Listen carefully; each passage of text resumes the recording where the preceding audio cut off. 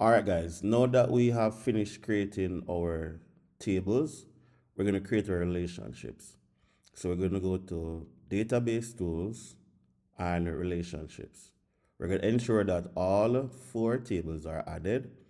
We can add everything one time by highlighting all of them and then click on add.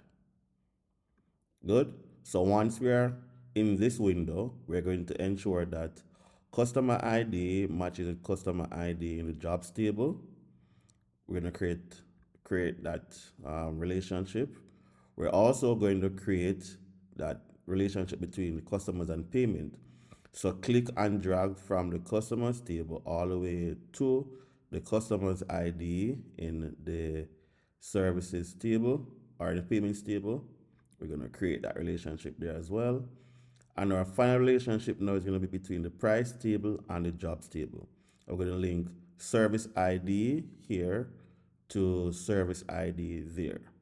And we're going to create our relationships. All right, we're going to click this X to close our relationships. We're going to select yes to save it. All right, so when we exit all of these tables, all right, yes, make sure it save it changes. And if we should go back now to, for example, the price table, we should see a plus right here. So the plus right here indicates how many of the customers have selected lawn care, how many have selected landscaping, how many have selected pest management, and then how many have selected tree trimming. So if you have that, it means that your relationships are working. So let's get now to creating our queries. So now that we have created our relationships, we're going to move on to our queries. So the first query state that we should list customers of one service type. Remember we have four. And then we're going to list their service day as well. So we're going to include the customer's first name, last name, service type, and service day. And we're going to sort it by last name. Name this query Q1 services. All right. So let's go now. We go to create, look for query design. We're going to include all the tables, right? However, we're going to concentrate on only first name, last name. We need the service type, and we also need the service day.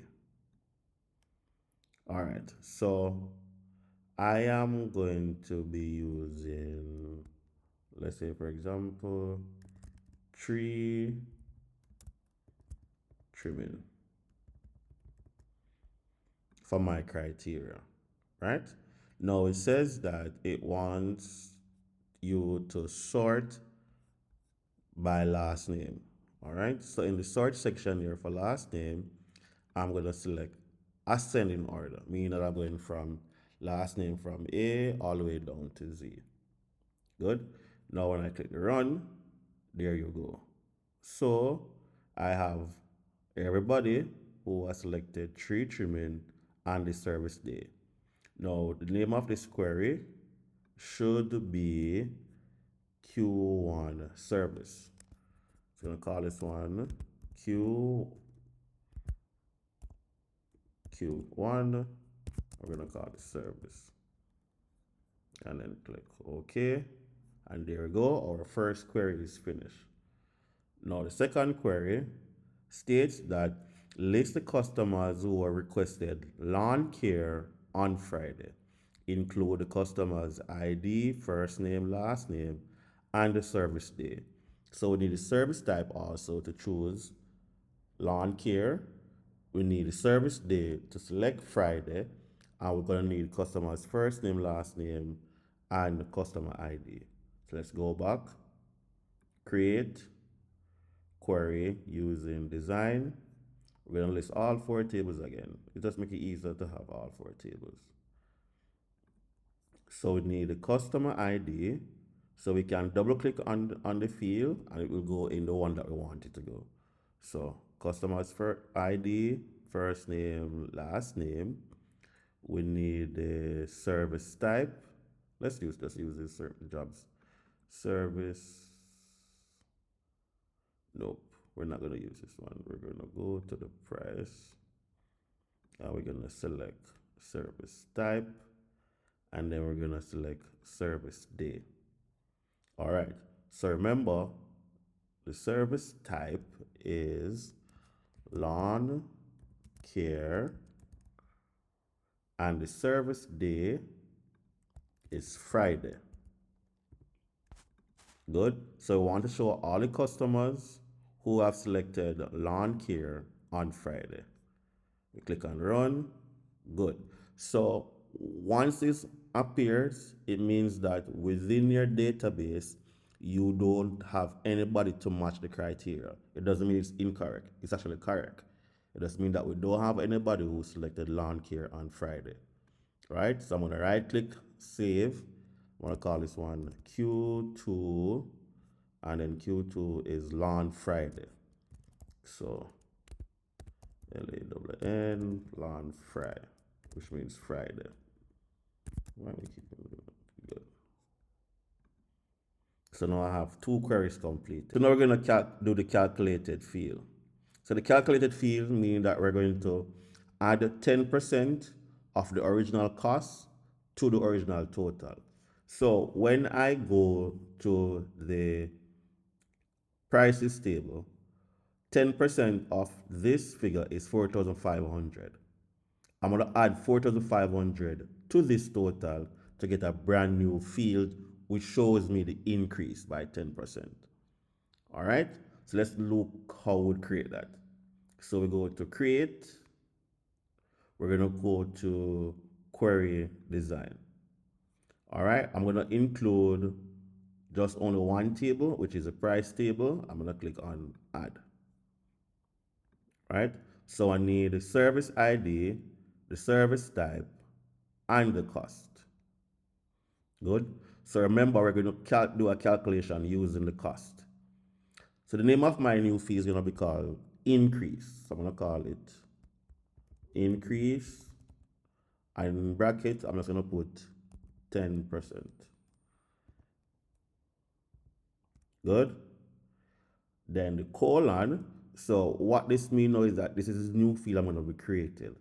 The colon now is going to be based off what condition. So I am going to be multiplying.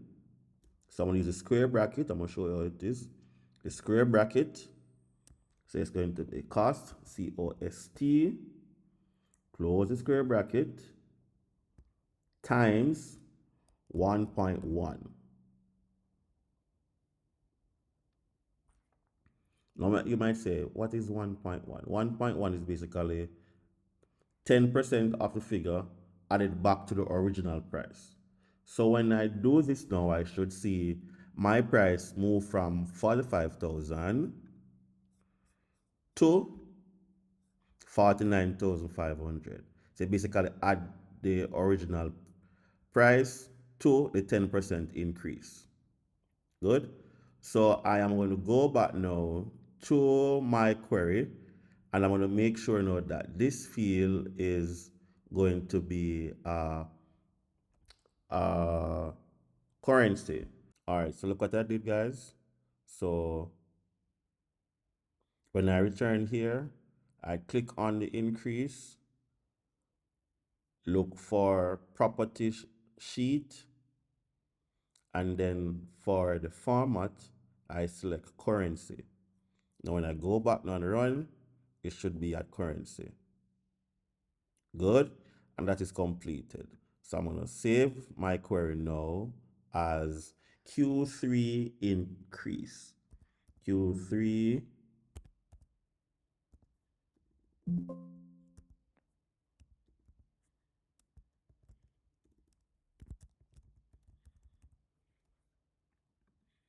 So now we're at this section here. We're going to be creating our form. So create a form to enter customer payments. Use cost ID, customer's first name, and last name for the main form, and then amount paid, payment due, it's supposed to be payment due, not payment date, and the comments field for the subform. We're going to save the title of the main form to be payments form. So we're going to go to create form wizard. So from the customers table, right? If you don't see customers table, click the drop down here and select customers. So we want the customer's ID, first name and last name. Now from the payments table, we want to select the amount paid, payment due, and comments. Now when we click next, we should get a window looking like this. Ensure that it says form with subform, because the main form should be at the top with the subform in the middle right there.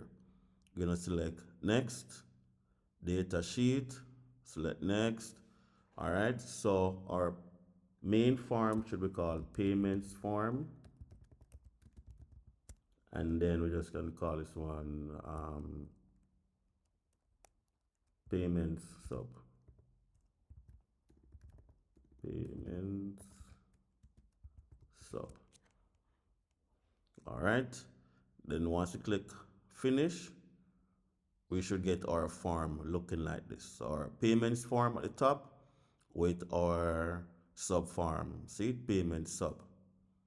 All right, and then we have the last section now, which is the report.